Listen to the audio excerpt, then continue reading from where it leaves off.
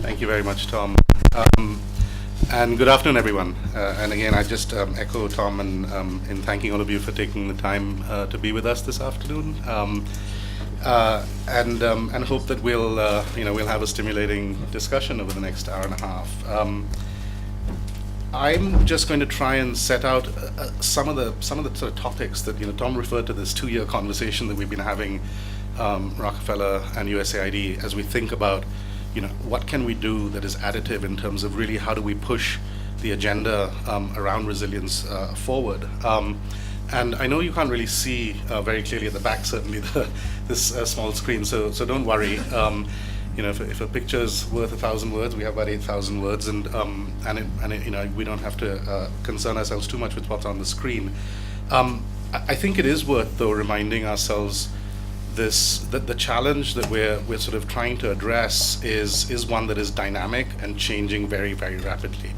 Tom talked about the 1 in 3 development dollars being lost. I live and work in a region where we're seeing this every single year now in Asia. What used to be a 5-year event or a 10-year event is turning into an annual event, and the economic and human costs are really piling up in ways that I think we don't actually fully understand as yet, and we certainly don't fully know how to deal with, and we certainly haven't surfaced all of the innovative ways in which we can respond differently to the challenges, to these acute shocks, the chronic stresses that are building up, be they climatic or beyond climatic in terms of economic shocks, food security, etc.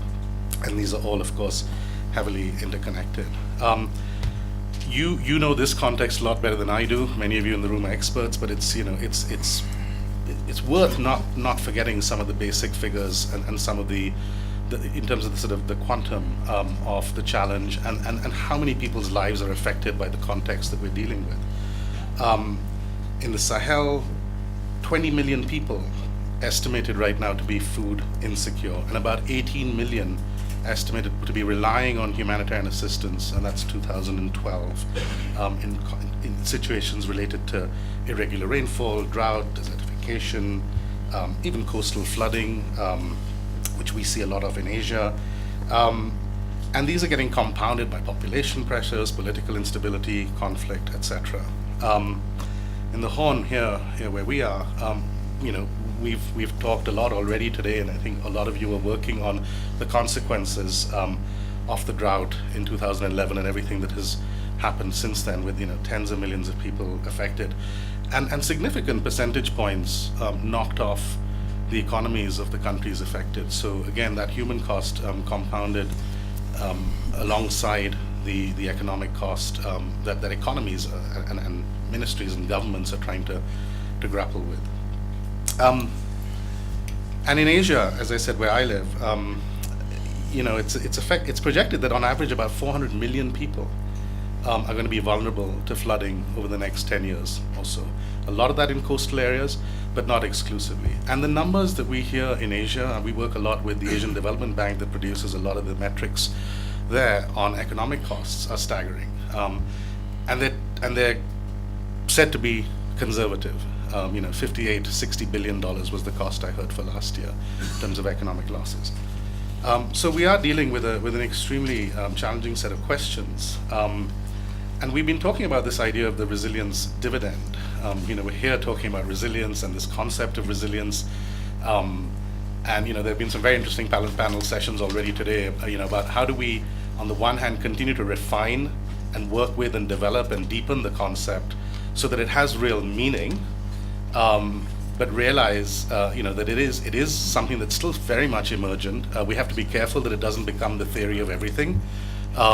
We have to remain somewhat rigorous and disciplined in the way we look at resilience, the way we measure it, the way we try and anticipate and forecast the benefits of resilience, so that we can continue to build that back into the practice that we are all interested in, which is how do we actually bring about transformative changes in people's lives.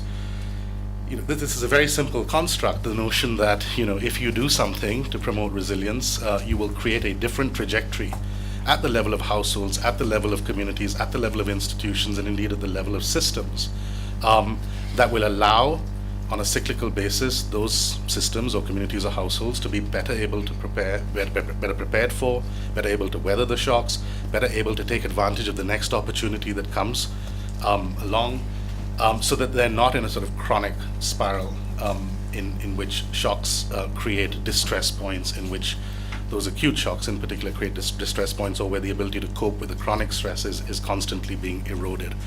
And so this very simple idea, it's not a new one, but how do we actually understand that white space, that resilience dividend? How do we measure it? How do we quantify it? How do we create and realign incentives so that we can change the way institutions like ourselves, governments, donors, NGOs, and others work differently?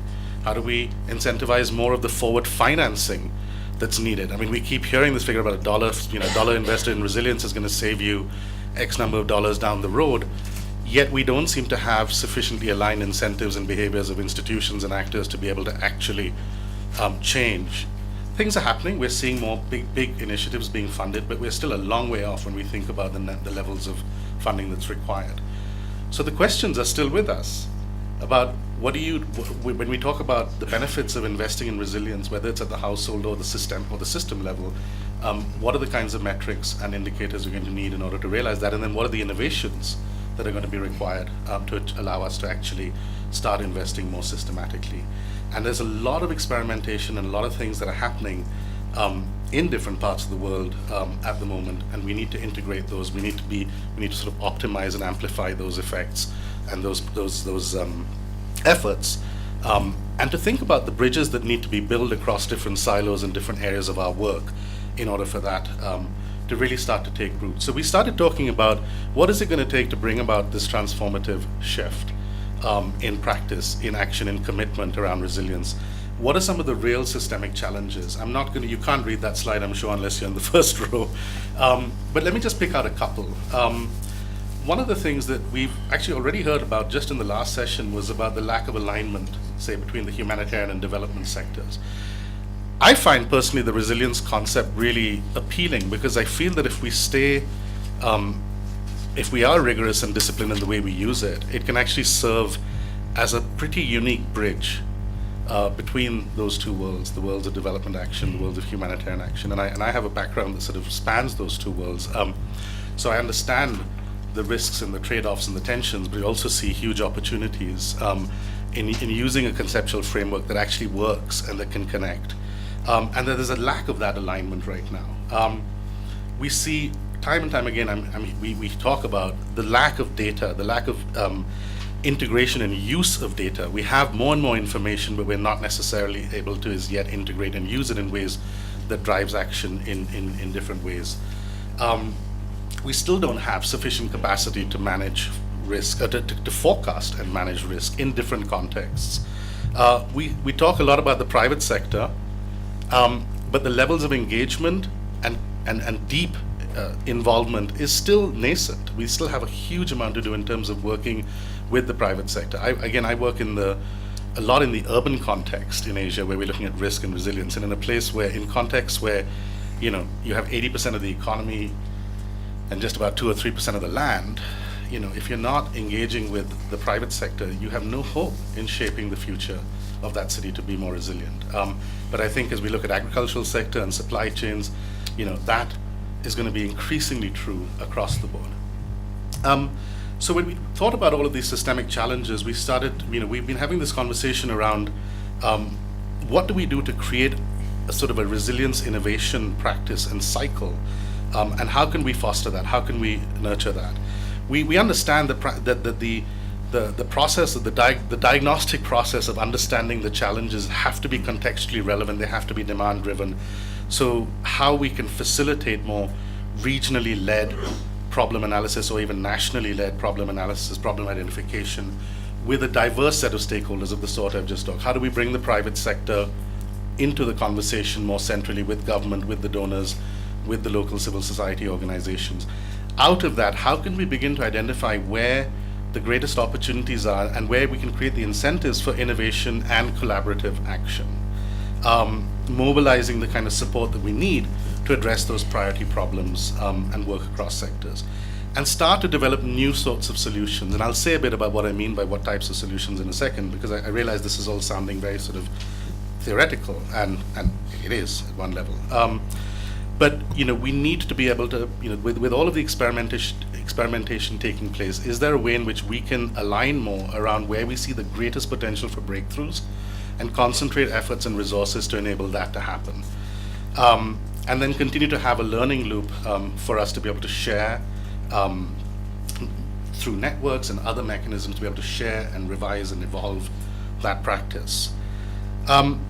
I'll just end by talking about 3 areas that we think are particularly important when we think about those systemic challenges. These are not going to solve all of the challenges around advancing the field of resilience in a meaningful way, but it is where I think we can build the bridges, and where there's a base of innovation taking place that we can add to, and also where we're hearing a lot about the gaps and where there are real needs. So predictive analytics is one, for example. How do we develop more tools for improved data collection, access, and analysis so that we can strengthen decision making? I had a really interesting meeting 3 days ago in Nairobi with a group that I'm sure many of you are familiar with, Ushahidi, who created the platform after the election violence in 2008 in Kenya. They're trying to create a new, use their platform to develop something called CrisisNet that will bring together multiple sources of data, and to be able to convert, and developing an application that can then translate and convert that into usable material, whether it's visualizations, dashboards, and to maintain those on a real-time basis. So we were talking about this, and it was fascinating. 20% apparently of people now get their disaster and emergency information off Facebook from what other people are posting. Didn't know that. How do you get crowdsourced information? And then I said, but there are also expert practitioners. There are the organizations like CRS and USAID and Oxfam and who are actually every day generating huge amounts of information through their SITREPs, etc., after a crisis. How do you integrate that into that platform? How do you get much more rich and textured data sets? And what can we do to incentivize that sort of collaboration? Can you turn your internal SITREPs into public information on a real-time basis, and then allow collaborative action to take place? And it has to be collaborative. Otherwise, if you create a dashboard with a hotspot, everyone will rush that hotspot. So how do you then turn it into an actual shared mechanism? And there's a lot of other ideas around how you use data, technology, and information systems. The second is around flexible financing and innovative financing. How do we catalyze new forms of investment, not just from a value for money, public choice point of view for governments or for donors, but also to bring other actors into the equation. We've been experimenting in another part of our work on the concept of social impact bonds, for example, and the jury is still out, frankly, on whether these are really going to be able to work. But what is the kind of cutting edge assessment and design work we can be doing now around, is there an analog there for resilience, for example? If you remember that slide about that big white space on the dividend, how do you monetize that and turn that into an upfront income stream? And who do you need to work with to try and make something like that a reality? And what would it take? There's a huge amount happening on insurance, microinsurance, an explosion of innovation on that. What more would be needed to try and integrate and push that to the next level in terms of expanding access and affordability around insurance, for example? And the third one, which kind of informs the first two, is this question of measurement and diagnostics. How do we expand the evidence base to know what actually works, and that will then attract more investment and will inform the kinds of data and information systems that we think we're very excited about being able to use. And that's a combination of sort of making sure we're using the latest technologies in applied ways that are going to work for us. But it goes right down to even basic measurement and at the household level and lack of information and lack of data. And it will feed that value for money and investment argument.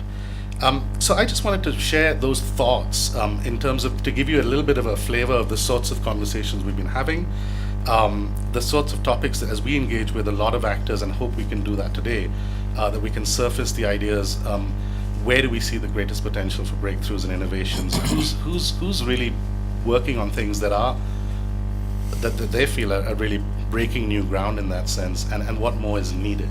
I'm going to stop there and do the second part of my job, which is to now introduce our moderator for this discussion, who'll then bring the panel into this conversation.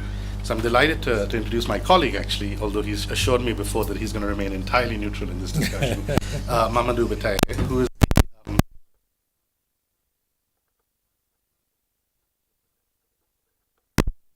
and he brings with him decades of experience and expertise in the development sector. Before joining us, he was with Oxfam Great Britain. He was the West Africa director based in Dakar, which is where he's from, responsible for overall strategic program leadership and management of Oxfam's efforts in that part of in that part of Africa. Mamadou is an agricultural economist by training, with over 20 years of experience in that sector in various parts of West Africa. So I will I'll now hand the chair over to you, Mamadou, and thank you.